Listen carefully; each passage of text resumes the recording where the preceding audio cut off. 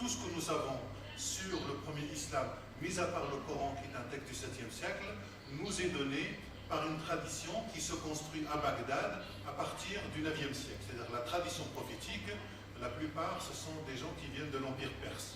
Ce sont musulmans ou Bukhari, ce ne sont pas des Arabes.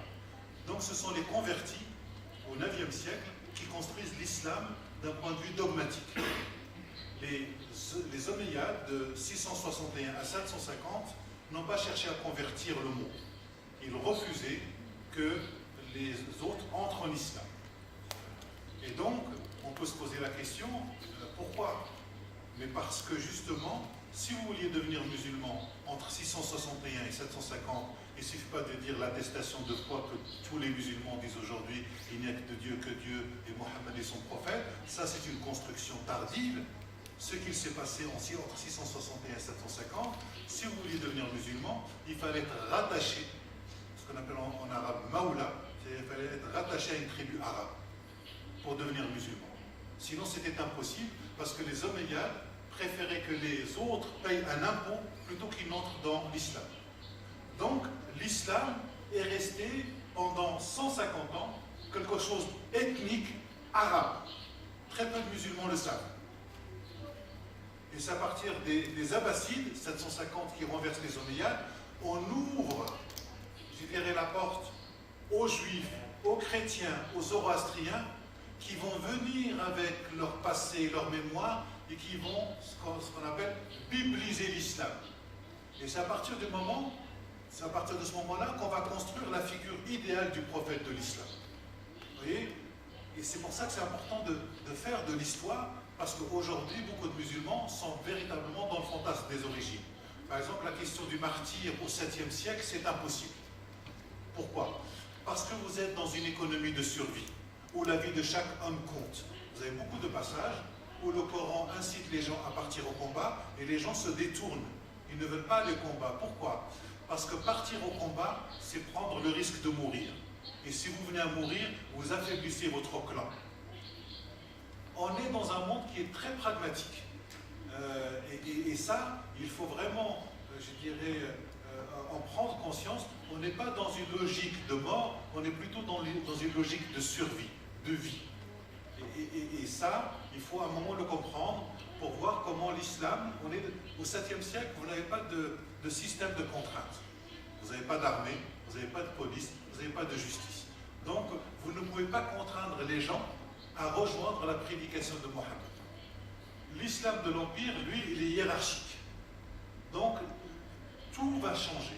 Autrement dit, entre l'islam du 7e siècle et l'islam du 9e siècle, l'islam, en émigrant de la terre d'Arabie pour aller en Syrie et l'actuel Irak, a changé de monde. Autrement dit, l'islam se transforme au fur et à mesure. Et comment, d'une alliance, il est devenu une religion. La même chose, je terminerai là-dessus, cette idée, dans la théologie musulmane, on a parlé de savoir est-ce que le Coran est incréé ou est-ce qu'il est créé? Est-ce qu'il existe en toute éternité ou est-ce que c'est un acte de Dieu dans l'histoire? Les Mu'tazila, c'est-à-dire l'école rationaliste théologique du 9e siècle, a dit que c'est un acte dans le temps. Ensuite, un nouveau pouvoir a renversé l'ancien pouvoir et on est passé du Coran créé au Coran incréé. Mais d'où viennent ces catégories de pensée? Ce sont des catégories de pensée grecques qui ont été utilisées à la théologie chrétienne. On s'est posé la question, est-ce que Jésus fait partie de l'être même de Dieu? Autrement dit, est-ce qu'il est consubstantiel à Dieu? Ou est-ce que c'est un acte historique dans le temps? Les musulmans reprennent ces mêmes catégories et les appliquent au Coran. Mais ce sont des théories du 9e siècle. Et quand vous étudiez l'islam au 7e siècle, vous n'avez pas le droit de faire dépendre un Coran du 7e siècle de ce qui va se passer 2 siècles plus tard. Et donc c'est pour ça que quand je dis il faut un temps, un lieu, un groupe humain, vous ne devez pas mélanger les sociétés, vous ne devez pas mélanger la temporalité. C'est comme un archéologue. Un archéologue, il travaille par strate. Et s'il mélange la dernière strate avec la première strate, ce n'est pas un bon archéologue. Pour étudier le Coran, il faut procéder de la même manière.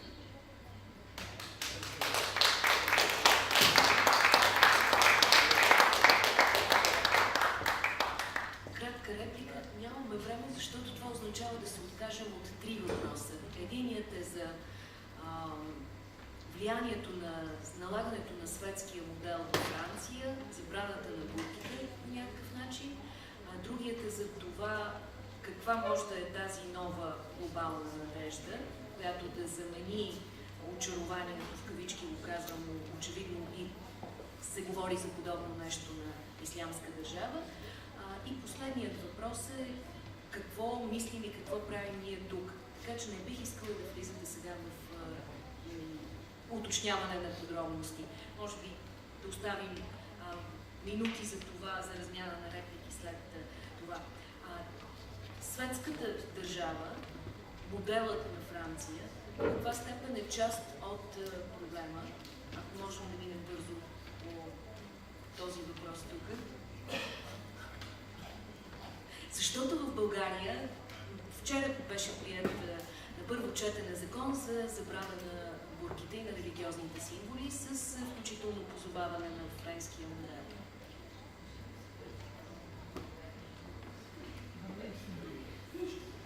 Или 40 бурките, преброих ги набързо. Не знам, това е чужда култура, която не се приема, но Франция, не знам, френският национален отбор много ми хареса. 8 души с различен происход, предполагам, че доста мюсюлмани има. Държавата наистина вероятно е светска. Франция е един пример наистина, говорим за демократичните права изобщо в човешката история, но аз нямам толкова поглед върху Франция, колкото може би господин Бензин. Професор Дронзин. Въпросът, който поставяте, всъщност е въпрос за това, съществува ли напрежение между индивидуалните човешки права и групово диференцираните човешки права? Да, съществува. Европа няма един отговор.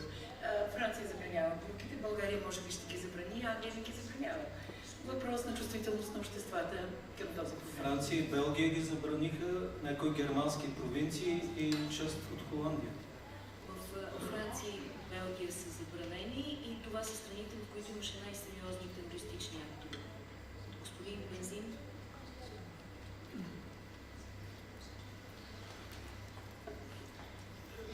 La France a un problème avec le religieux en général. Ça, c'est le cadre. Mais ça s'explique. C'est-à-dire que pendant très longtemps, l'Église a imposé sa norme religieuse, elle a imposé ses valeurs.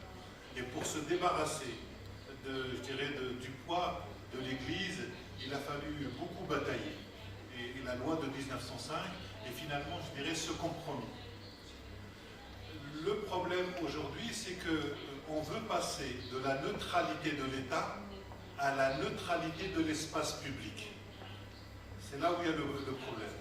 Et qu'en France, nous pensons qu'une fois qu'on a légiféré, c'est terminé. Et donc beaucoup de questions religieuses finissent au niveau du tribunal de la justice, ce qui est une mauvaise chose parce que ça veut dire que le dialogue social ou le contrat social a de plus en plus de mal, je dirais, à fonctionner. Moi je crois beaucoup à la discussion, je crois beaucoup à l'éthique, je crois beaucoup à la responsabilisation, notamment des communautés musulmanes, pour qu'elles puissent gérer en elles-mêmes, je dirais, ces problèmes, parce que c'est aussi un problème interne, parce que à l'intérieur de l'islam aujourd'hui, ce qu'il faut savoir, c'est qu'il y a une véritable guerre. Il y a une véritable guerre sur l'interprétation pour savoir qui va définir l'orthodoxie. Ce qui fait que vous pouvez très bien être dans votre famille, et à un moment, vous pouvez avoir un frère ou une sœur qui va être fondamentaliste et qui va vous traiter de mécréant ou d'apostat. Ça se passe à l'intérieur aussi des familles musulmanes, il faut aussi en être conscient, parce qu'aujourd'hui, l'islam est en voie de recomposition et il est traversé aussi par toutes ces violences-là. Много набързо беше поставен въпроса за драмата Палестина и Израел. По каква степен това е въпросът, когато говорим за глобалната криза днес? Господин Бензин. En tout cas, en France, la dimension du conflit israélo-palestinien est quelque chose qui est très sensible parce que à la fois en Europe on a la plus grande communauté maghrébine et on a la plus grande communauté juive. Donc ce qui fait qu'à chaque fois qu'il y a quelque chose qui se passe là-bas, ça a des retentissements et il y a une solidarité très forte de la part des Maghrébins vis-à-vis, je dirais, vis-à-vis de la Palestine. Et c'est vrai que c'est quelque chose qui est très important dans l'imaginaire des Maghrébins. Je suis assez d'accord sur ce qui a été dit sur que la résolution, elle passe aussi par la résolution de ce conflit. Mais ce que nous voyons en termes de discours au niveau de Daesh, c'est que la place de la Palestine n'est pas encore assez importante dans le discours. Ça, c'est vraiment ici d'abord l'idée du califat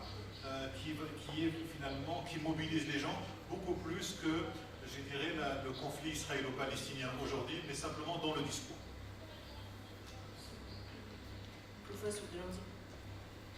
Високо оценявам патоса, с който нашия приятел защитава палестинската кауза и това е естествено.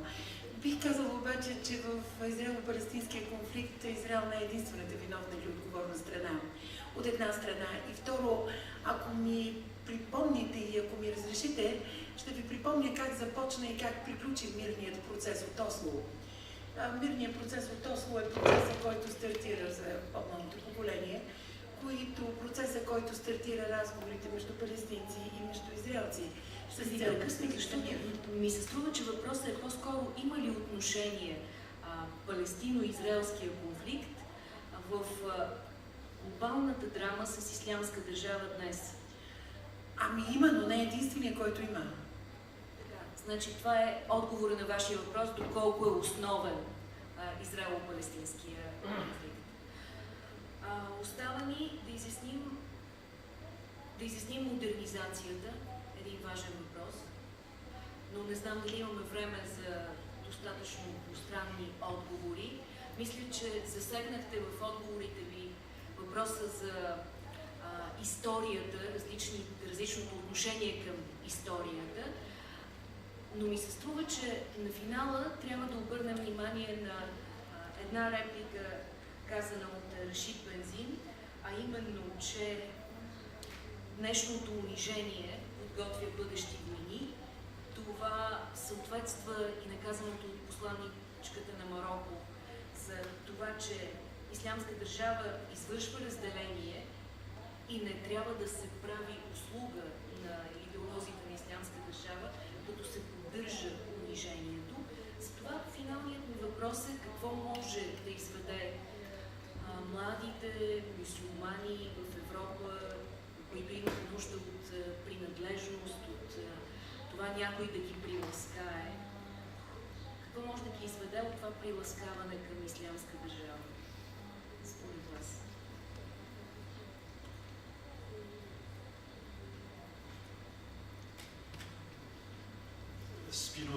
Le philosophe Spinoza disait que pour lutter contre une passion, il faut proposer une autre passion.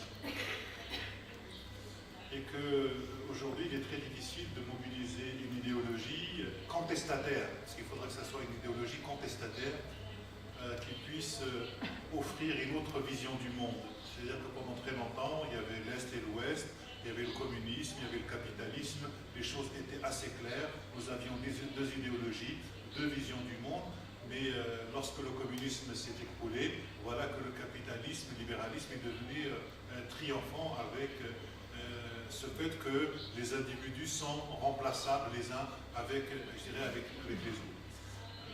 Moi, personnellement, je pense que la construction de l'Europe, véritablement, peut être une belle espérance pour le monde, mais il faut qu'elle puisse véritablement se construire et répondre aux défis qui l'ont constituée. Je ne vois pas aujourd'hui d'autres alternatives mondiales. Ce qui est très intéressant avec l'espace européen, c'est qu'il a une longue histoire avec le monde de l'islam, contrairement aux États-Unis. Parce que les États-Unis, en général, ils ne connaissent pas trop la géographie. Ils commencent à connaître la géographie une fois qu'ils ont bombardé un pays, qu'ils savent où le situer. Autrement, c'est très difficile. Voilà. Mais je pense qu'il y a une espérance européenne, il y a une espérance avec cet espace euro-méditerranéen, il y a quelque chose véritablement, quelque chose qui peut naître de là.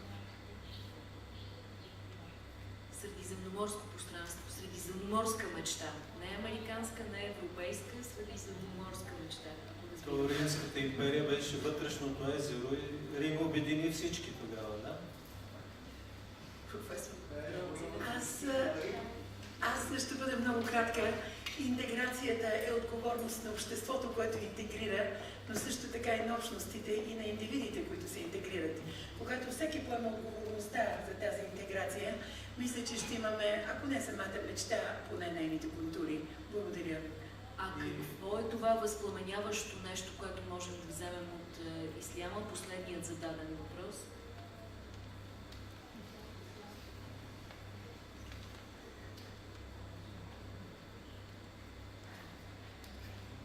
Трудно да кажа.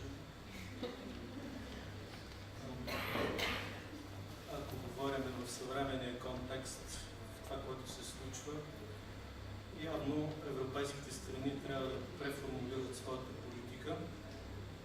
Нещата стоят по друг начин. Никога Европа не е била изправена пред такива проблеми, като бежанската криза и тероризма.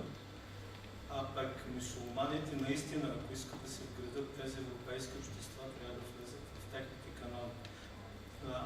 В случая ситуацията е такава, че май и европейските правителства и Европа някакси не се умява да издърпат, грубо казано, тези хора, а и те, борейки се да спасят своята идентичност, с тенденция да не бъдат асимилирани, по някакъв начин оказват някакъв протест. Истината е по средата и двата края всъщност по някакъв начин трябва да тръгнат един към друг път няма. Професор Дронзина, и ще завършим с вашата тази. Разбира се, аз бих напомнила на всички, че в цялото съвременно законодателство почива на онези морални постулати, които са залегнали в религиите. Не кради, не лъжи, не убивай, не прелюбодействай, не пожелавай жената на ближния си и всичко останало. Така че религията е разговор с Бога, другото е идеология и политика. Господин Бензин. S'il y a quelque chose à retenir de l'islam, je pense qu'il y a trois choses. Il y a le principe de justice, qui est très important. Le principe de solidarité, puis le principe aussi intergénérationnel, c'est-à-dire comment les jeunes doivent regarder les générations qui les précèdent et la manière de prendre en compte les générations qui les précèdent, parce que nous sommes toujours redevables, nous avons toujours une dette de sens vis-à-vis de ceux qui nous précèdent. Et je vous remercie. Благодаря много за активното участие от аудиторията. До следващия дебат.